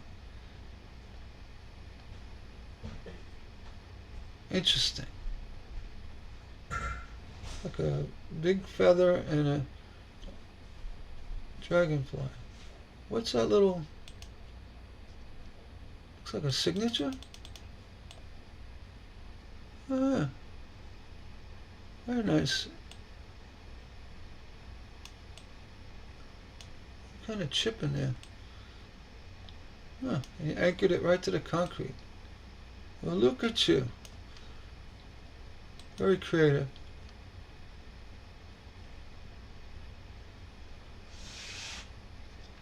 I need this in my life. Well, then go get yourself a tree, cut off a big branch, and carve out a dragonfly. Put some shellac on there, and go at it, Mary. I'm not being mean. Just message me from what. Oh, Wendy wants to sell it, huh? But I thought Adam made it. Oy, oy, oy. See, you know, the jobs of administrator, you always have to say message me. Whenever I see message me, the red flag comes up, because people don't do that. I mean, you want to talk to Mary, look, message Mary. Don't say message me. Or even if you message Mary, be careful of people messaging you. Alright? So I don't know, I'm going to have to check you out live. I'm going to do it. No post, never posted. First part, 20, just the other day. Alright.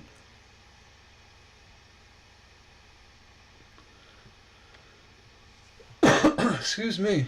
I'm digging. She looks real. Maybe she wants to make something on her own. I don't know. I'm giving up on that one. But please, don't just come out and say message me.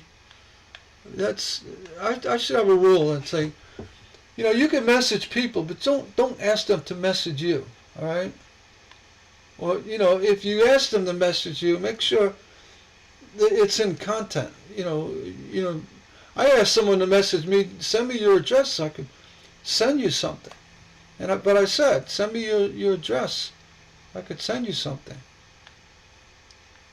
And anyway, so I had to jump off the form. Now I lost my spot.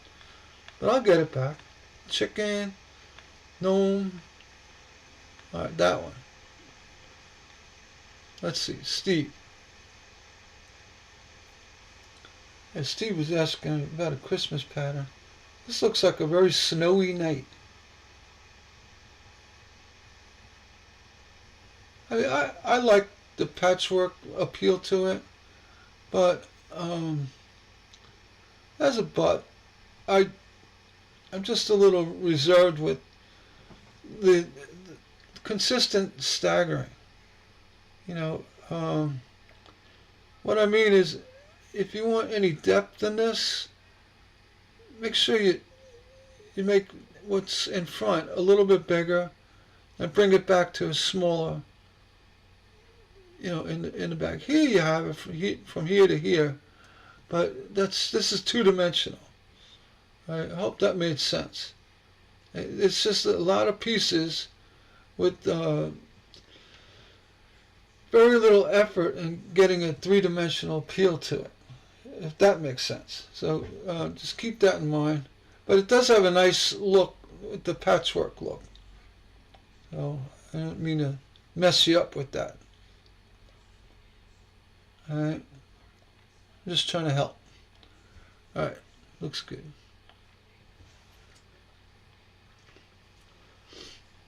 Hey, there's just so much more you can do with that. Alright. Next. Oh, Brooke with her fancy cutting skill. I looked at this the other day, or yesterday, whatever. I was like, it doesn't look bad, but she's just doing a few things that I would not do, like this. Ay. She's breaking it in her hand. Ooh, I didn't see blood coming out. I didn't see any blood. Really should be wearing at least one glove on her left hand, so something don't break right. Well, at least wear two gloves. They're very aggressive breaking, and stick with the tools. I just get a little nervous watching people cut like this, but she's getting it done like this. Ooh. Oh no, don't cut that. You're gonna break your whole big sheet. All right. Anyway, I could watch that, but she's standing her cutter up a little high. That's okay. It's actually probably works good sometimes. But it's breaking a glass. And pulling glass apart does not break it. See, a lot of people do. They pull.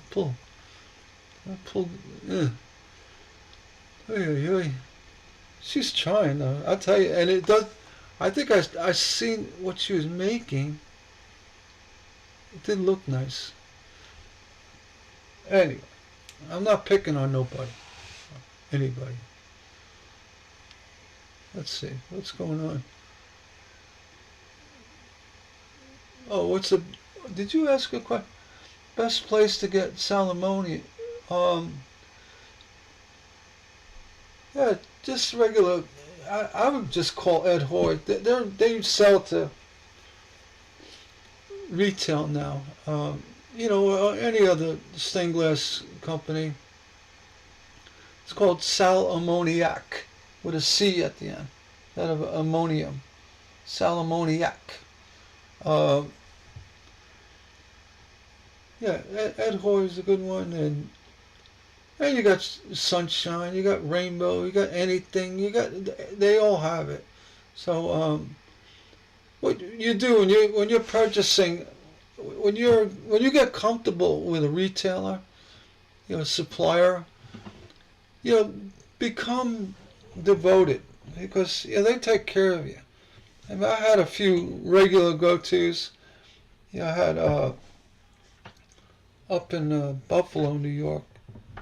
What was that? Sunshine? Yeah. They were nice to work with. They knew me. They knew what I liked, and it worked out well. It was a good relationship. They had good prices, rates on shipping and this and that. Yeah. Ed Hoy, Nancy, they really have everything. I mean, I think they all would have the Salmoniac. I really don't like to lay down a name of one company, but you got to look the big ones. Delphi's there too, but Delphi, they're good in a pinch. They're very commercialized, and I'm not putting down Delphi. They've been around forever. They've got different locations. I was actually going to be a Delphi distributor at one point years ago. They were working out like a franchise deal with me, and the economy turned and it didn't work out. But any of the big retailers, Ed Hoy used to be strictly wholesale, and now they, not recently, but they do sell retail now. What I like about Ed Hoy that just blows away everybody else. Ed Hoy, and not only have they been around for a long time, they make and sell the Glass Pro Flux, which, in my opinion, is second to none. Only thing it's might be better than it is oleic acid, but even oleic acid doesn't do as well in some things as Glass Pro does. Glass Pro, by far, hands down, 10 to 1, is better than any zinc chloride flux you can buy. Hands down. The only bad thing about Glass Pro, it may smoke a little bit.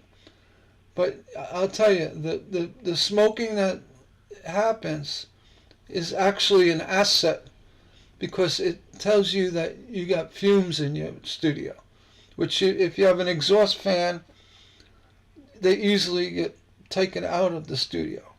If you use a flux, say a zinc chloride that doesn't smoke, so it doesn't smoke, but it's still giving off toxic fumes, whether you can smell them or not. So just be careful with that stuff. Any, especially the ones that spit and spatter all over the place, like that garbage Ruby Flux. And I will say it, garbage. Ruby Flux, I tried it. Or that green stuff, Old Masters. It's garbage. You want to use a good zinc chloride? Try the Canfield or made by Amway solder, the Tiger's Eye, or the No Corrodes, any other brand like that. But stay away from the liquid zinc fluxes. Ruby Flux is probably the worst one. I mean, it'll work, but it spits and spatters. You get solder balls all over, and it doesn't smoke, but it's rotting your lungs out. And trust me, you don't want to breathe fumes from zinc chloride flux that's spitting all over the place. Not good. Makes me want to cough. Look at that nutcracker. That thing's big too. Bigger than your arm. I saw that the other day. Very nice. These things, they freaked me out though. Who did? Look at evil face. Yeah, very nice job. Oh, how did you come up again? Oh, you know why? Because I refreshed. How did it go? Oh, a few more minutes, and we're going to end the live chat. So I want ideas to get me back to the mood to finish part. Well, you know what, Cindy? Just scroll. Do the scroll, not the stroll. What's that? I'm dating myself. Yeah, those nutcrackers are cool. That's like that. I used to hear about the Little Drummer Boy songs popping in my head, and Old Christmas, and all the the English town Christmas appeal to it, and I don't know. It just fits. You gotta have a nutcracker. And you ever use a real nutcracker and like crack nuts with it? That's pretty cool. My mom had one. She had two of them, like they're on the mantle. Actually, put a walnut in there and you crack it. It's pretty cool. I wish I had that. Oh, you want to get ideas? Andrea Cotterill Owen. Okay, where should I put the jump ring? Oh boy, one of them. You know what? This here, you're gonna put your jump ring. You think right here, right? That the weight of this may swing it this way. So you say, well, I can't put it here. Right? It's like balance out. You can't put it there. Can't put it there. Here's your spot right here. Problem is, it may swing over a little bit. So you're pretty much doomed if you're gonna put one jump ring here. I would suggest putting two somehow. Here, you're kind of limited. This kind of design is poorly made for that purpose. If you had, see these lines right here in the moon? I hope you guys can see that. I'm going to jump over here. Okay. See these lines in the moon? These break lines? Let me see. I could scroll up here. There we go. You want these lines, instead of going this way, you want this line to here to go like that. Okay? The same difference. You're breaking that way, you're going to be breaking that way. And then this one is like that. Going like that. Right? So you get like that and like that. So you're basically reversing these two to go in the other direction. Reason being, if you have this one coming from here down like that, if you put your jump ring here, the lateral support will be here, going down to here, and surrounding, where I would strongly recommend on the inside and outside of this moon to put some sort of reinforcement wire. You can use that flat restrip. You don't even have, well, you should. You could bend it and go around the kitty. Right, so make the kitty strong because you have a bit of a hinge here. But use that restrip here, because once you solder from here down to your restrip, this ain't going anywhere. And I know it's too late to fix that, so basically your last resort is just surround this whole thing. Take your time. The restrip bends quite easily. It's what we used, actually a heavier gauge of it on the bottom of our lamps. It'll bend to every nook and cranny.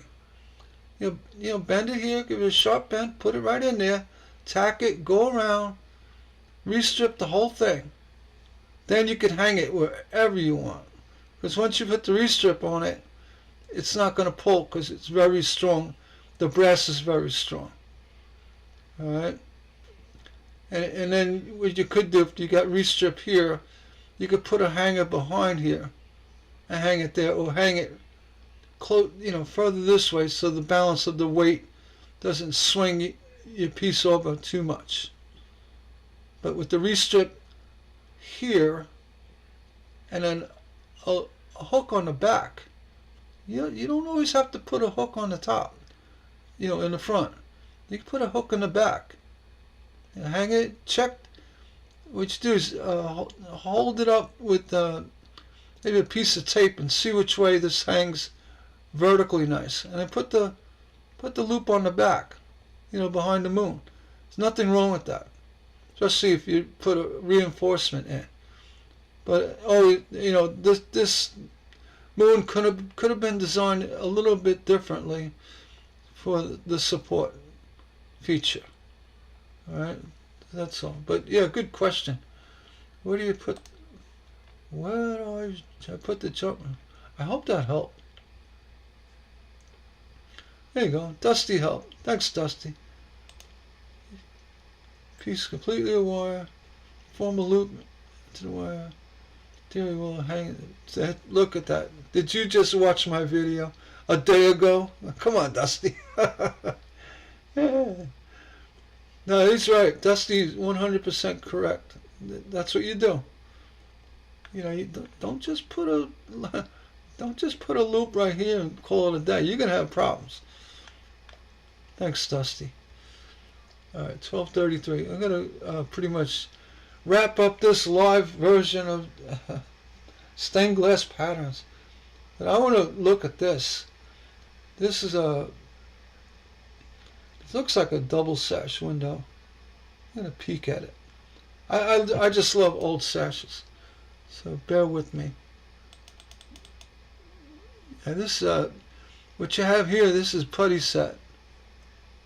Putty set window, glass, and a wood frame. All this putty comes right out. I did see it earlier, asking about how to do what with the glass. Take the putty, yeah. Terry's right.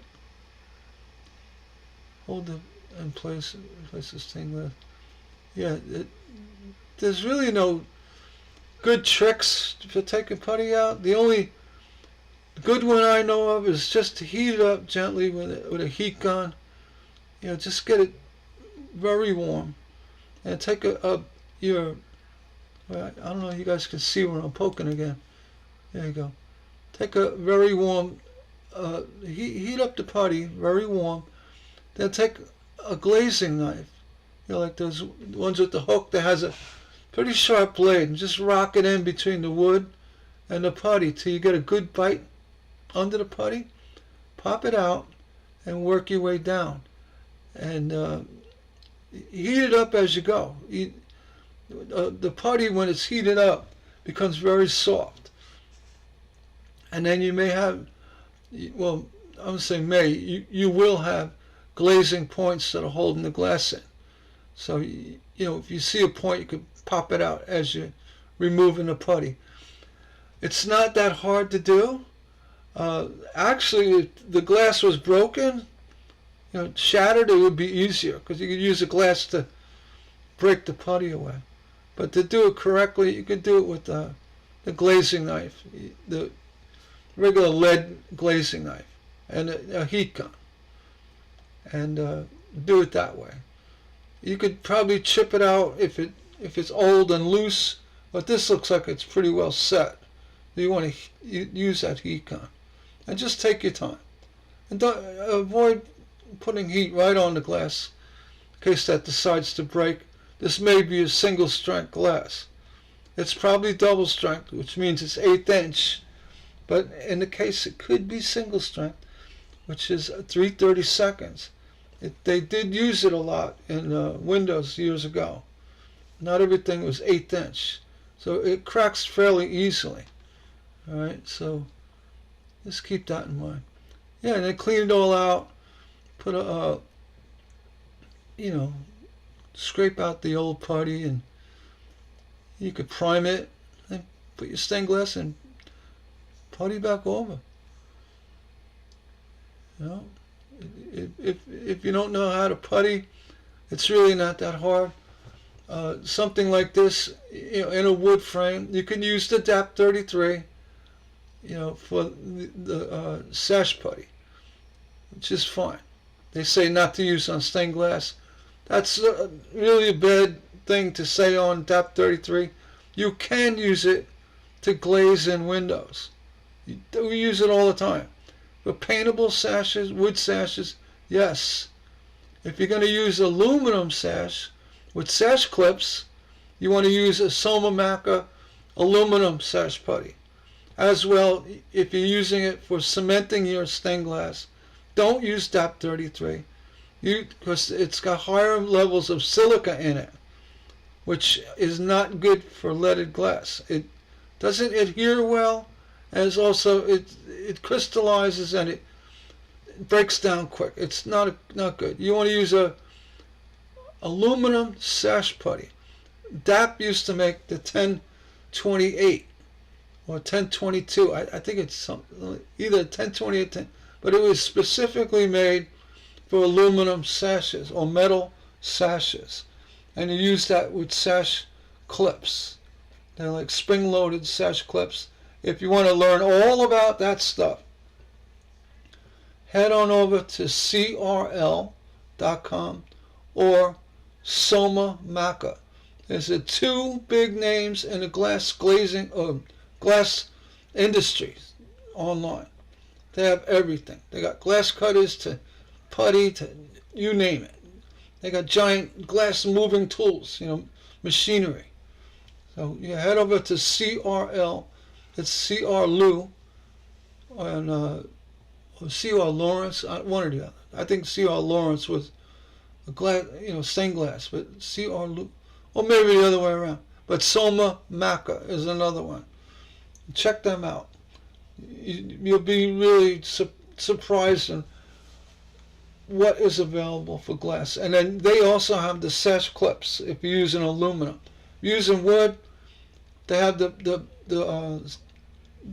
glazer points tool that shoots in the triangle glazing points. You don't really need them. I'm not crazy about them. I like the regular push-in style. But the ones you shoot in, the diamond ones, seem to hold a little bit better. But if you have a good back set of sash putty and do a nice face putty afterwards, you shouldn't have any problems with it. All right? And as well, a little trick of late is to actually, and this is really a good thing to do, because sash clips, sometimes you're limited with the push points, what you can do, because the profile is just too narrow, or the chiseling you want is too low. You don't have room for a clip or a point. So what you do is you take hot glue, and right in the corner of the glass, you put the hot glue, hot glue gun. You get it in there, it's better than a glazing point.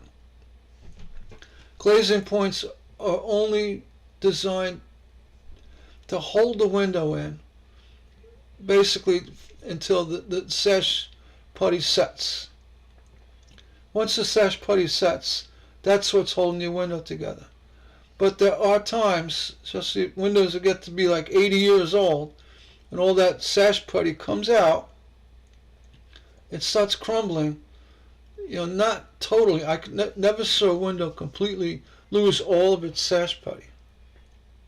But when it does, the clip will be there to hold the glass in. It's not very reliable hold, but it's there nonetheless. So hot glue, I don't know, the jury's still out. I don't know. Haven't seen a window that was glazed with hot glue that's 80 years old. My guess is it would still be there. I don't know. I would say it would still be there. So yeah, get it out. Use the heat gun, and the glazing knife with a sharp edge. Just be careful. Always push away. I'm not on. Push away from you. Never pull toward you with a sharp tool. Always push away. If you got to get this out, you're a righty, whatever, push away. Push away. Never. I've seen one of the worst accidents I ever witnessed. Somebody struggling with something, they're pulling a tool toward them, and then it gave way. Oh boy, what a mess!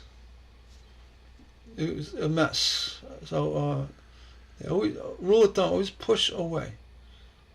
And if if it's really rock hard, and you want to use a soft rubber mallet with the glazing tool, just to give it light taps away from you to get it out, to break. That's another good way of doing it. Very light taps. Go heavy with a 3-pound hammer, and just to chip it away. And or a very sharp chisel would work. But to get the glazing tool has a nice point to it. That point will allow you to get into tighter areas and do what you got to do. And it's the Lepinette's lead knife. That's what I'm talking about. All right. I jumped right on that one. It looks like fun, but it looks like it was recently done. And look, I'm gonna have to stop with Bob. You're gonna get the last comment, Bob. I saw this yesterday. I was like, this is nice. I really, really, really like this lantern. You've got every aspect of, it's almost like a gothic appeal. I saw this like, damn, you rocked it. Very nice job. I think it came out good too. I think it came out great. And the soft blues, I mean, this has such a gothic look to it, and it marries with this lantern perfectly. Yeah. Only 224 likes? Shh. Come on now. No, you did a really good job. Would you like to join my lantern pattern designing team, Bob? You could call my agent. Actually, I don't have an agent. But you know, I saw it. I was like, wow, you know what? You not only created a diamond that was different shaped diamond, aspect ratio to this diamond, which is intriguing nonetheless right there.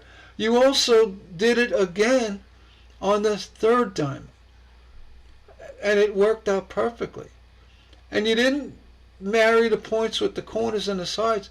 You did it to make that overlap, to the three-dimensional effect. Everything about this design, it hits the note, every note squarely on the head. Perfect job, Bob. If I was on America's Got Talent, I'd hit that golden button right now. You'd be covered in golden graffiti. I see those videos pop. Man, you get the red. No, you got that golden button and all that golden graffiti flies. Like some kids singing like she's got golden tonsils. It's like you get that golden button, Bob. Good job. All right, guys, I'm gonna go off live now. I went a little long, but live can be all day. You guys want me to do more live? There's just so much you can respond to in a post, and you yammer on about something, and you lose half. That was that thing earlier we were talking about. Everybody's, their life is distracted. You hear somebody's voice, you can hear emotion in their voice. You can hear, happiness, sadness, indifferent or excitement. Everything's on the computer nowadays. And it's a cold world we're in. And if it wasn't for these social networking groups like Facebook, I mean, and I don't know, does anybody go out anymore? I know I'm getting older. I don't really party, but it just seems like it's a different world. But hey, we're there. Let's make the best of it. And you're welcome, Nancy. Thank you for joining my live chat. And thank you for your gift. That was very nice of you. I'm gonna think about you when I spend $5 on. I'm gonna do it. I'm gonna go say this is from Nancy. Thank you very much. All right, guys. We're gonna close off, and you'll get the notification of the next live event. I don't know. I'm going to try to do more. I'm going to try to do a studio live. How's that? I could sit there and copper foil something for an hour and bore you to tears. I could do that. Just do a question and answer thing and not answer the questions. Or I could just, I could comment on I could literally go on for an hour about Bob's lantern. It's not going to be a simple one blurb. I wish I had more time. I'd start discussing, design techniques, Bob. You really rocked it. I mean, I'll go into, where'd you get the lantern? Is that IKEA? It could be IKEA. Anyway, on that note, we're going to let this one go, and we'll catch you on the next live. Oh, thanks for Nancy, you're making me blush. Oh yeah, repairing a broken panel. I got one sitting on my bench right now. I can't find the glass. I can't find it. I'm like, I give up. It's an antique, and you can't just put anything in it because it's a big part of the window, and it's very common. It's like a milky antique amber. It almost looks like not bullseye, but it looks more of a Chicago art glass if you knew them, but more of a Kokomo flair to it, with the seeds. It's very translucent, but had enough opacity in it to make it that different. It looks like milky white amber. I can't find the glass, and I've seen the glass so many times in older windows. This window's got to be 100 years old. And I can't just put anything in there because it'll stick out like a sore thumb. And these kids with the BB guns, but I got the old. It's got old tacks in it. That's how old it is. Years ago, before they used push pins, for glazing, they used little tacks, and they angled them in such a way to hold the stained glass in. It works really well, and they're like hand forged too. That's you could tell if the window's really old. Plus, this thing is got the age of the wood age and the flat leads and all that. It's probably I'd say no doubt early teens, at least 1920. I'd say 1910. So yeah, I have that, and I'm gonna do lamp repairs, and I'll break one of my lamps just to repair it. No, just kidding. I'll go to the antique store and say, "Hey, you got any lamps here you want fixed?" They'll lend me one. I'm gonna do that too. And everybody else, if you're here, I don't even know. I can't tell. I'm gonna see participants. Oh, we got participants, but I can't see my live view. All right. Yeah, I'll do that for you, Nancy. I'm gonna do, because I think you're the one who asked about doing lamp repairs too. It's quite the trick, actually. All the lamps we've made over the years, we got really good at repairing them and repairing others. There is a certain way to go about it that's really successful way of going about it that works well. And windows, sometimes you actually have to dissect the window, pull it apart to repair glass instead of bending up leads. And bending up leads is an option, or shaving leads and this and that. But you know what? The best way to repair a window is actually disassembling it. Removing the whole sections. Which I have done. And with nippers, lead dikes, it's really not that hard to do. Cutting right through the solder joints. You don't cut the lead, you cut the solder joints. Just cut it, vertically going in, and to cut the joint enough where you can see the window pop apart a little bit. And you do the other side, and there are times when you can take that section of the window and rock it up and down off the side of the bench, just to break that solder, that joint a little bit more, and pull it apart. And also make sure you tape the glass that is there. You tape it down with blue painter's tape to keep the glass from falling out. I'll show all that. It's actually it's intimidating to a lot of folks. I got it broke. It's not a border. It's not the outside piece. It's 3 pieces in. So how do I repair that? And a lot of people opt out to start bending leads up and cutting the piece short and putting it in, and it's never really fitting right. But honestly, the better way of doing it is to dissect the window, pull it apart. It's really not that hard to do, and it will get to do one of those. All right, and thanks for watching, everybody. We'll see you on the next go round. Take care.